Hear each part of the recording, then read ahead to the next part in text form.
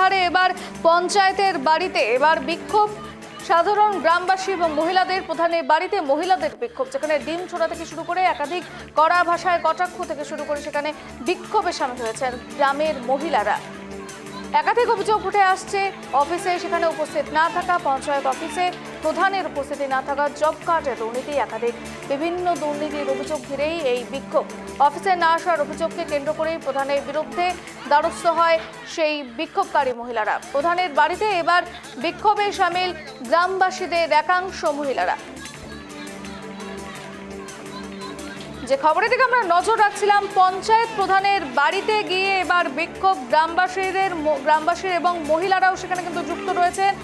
একাধিক দুর্নীতি, একাধিক অভিযোগ উঠে আসছে কিন্তু প্রধানের বিরুদ্ধে।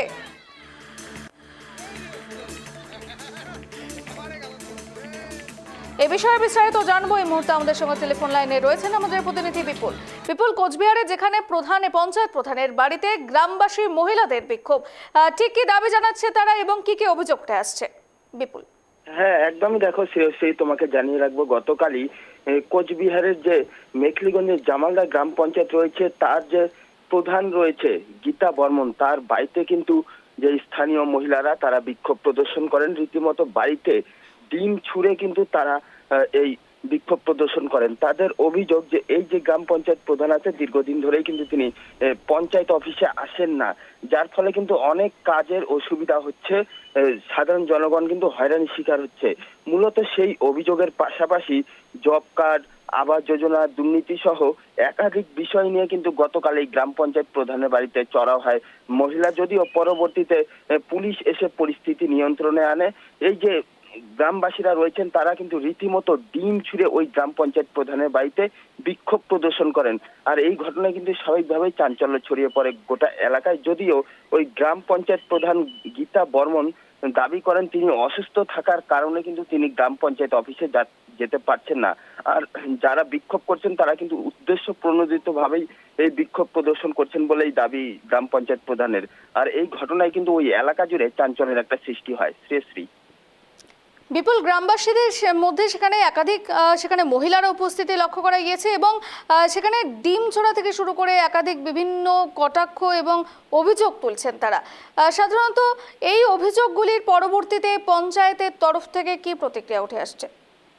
হ্যাঁ, একদমই। দেখো শ্রী, আমি প্রথমেই বলেছিলাম যে গ্রাম পঞ্চায়েত প্রধান যে রয়েছে গীতা বর্মন, তার দাবি তিনি দীর্ঘদিন ধরেই অসুস্থ রয়েছেন, তাই তিনি কিন্তু গ্রাম পঞ্চায়েত অফিসে যেতে পারছেন না। আর সেই কারণেই কিন্তু ক্ষুব্ধ রয়েছেন গ্রামবাসীরা বলে দাবি তার।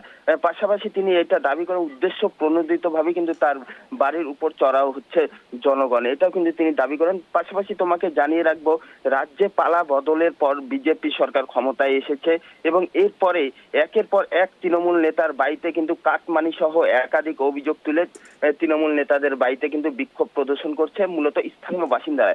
সেই মোতাবেক কিন্তু কোচবিহারেও এর আগে একাধিক গ্রাম পঞ্চায়েত সদস্য থেকে শুরু করে তৃণমূল নেতাদের বাড়িতে কিন্তু বিক্ষোভ প্রদর্শন করেছিল স্থানীয় বাসিন্দারা। সেই মোতাবেক গতকাল কিন্তু এই জামালদায় এই ঘটনা ঘটে। শ্রী, যেহেতু তারা বিক্ষোভ দেখাচ্ছে, এর পরবর্তীতে সুরাহা হিসেবে ঠিক কি কোনো রকম আশ্বাস দেওয়া হয়েছে যে এর পরবর্তীতে সাধারণত গ্রামবাসীদের পাশে থাকার কোনো রকম আশ্বাস?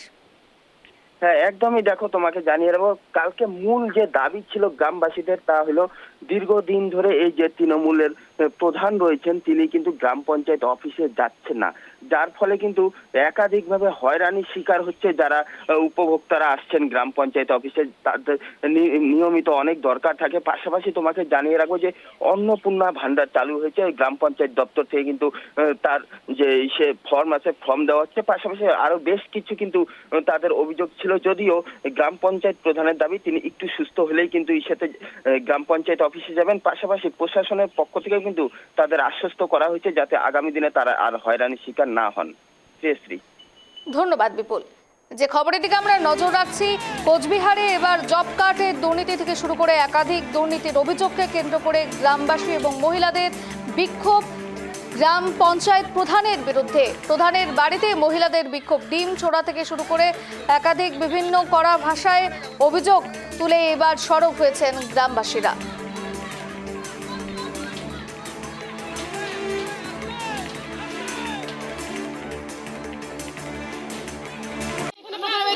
উনি বিগত 2 মাস থেকে অঞ্চল অফিসে যাচ্ছেন না। আমাদের সাধারণ মানুষের খুব অসুবিধা হচ্ছে। ওনার কাছে বসছেন, আমরা জিজ্ঞাসা করতে আসছি, উনি বলছে আমরা অসুস্থ। উনি তো আমাদেরকে কোনো নথি দেননি যে উনি অসুস্থ। তারপর আমাদের জব কার্ডের যে নামগুলো প্রায় 40% নাম উনি কেটে দিয়েছে। আমরা সেই নথি চাই, কেন কাটা হয়েছে? যদি তার জন্য কোনো নথির দরকার ছিল বা কেওয়াইসি দরকার ছিল, সেটা আমাদের কেন জানানো হয়? কিছু সংখ্যক মানুষের নাম কোনো ইনকোয়ারি ছাড়া সার্ভে ছাড়া কেটে দেওয়া হয়েছে। করবে দেখে আমি যাই না, আমার শরীরে আমি দাঁড়াতে পারি না, খেতে পারি না, আমি অসুস্থ পুরা। ওরা হুট করে আমার বাড়িতে আসি, ঢিল ছুঁড়েছে। আর স্বপন বর্মন আর ধরণী বর্মন ওরা ডিমের পাতা আনি দিতেছে। বিন্দু বর্মন, মিঠুন বর্মন, কার্তিক বর্মন, পালু বর্মন এগুলো সব আনি দিতেছে ডিমের ছোড়া। আর ওরা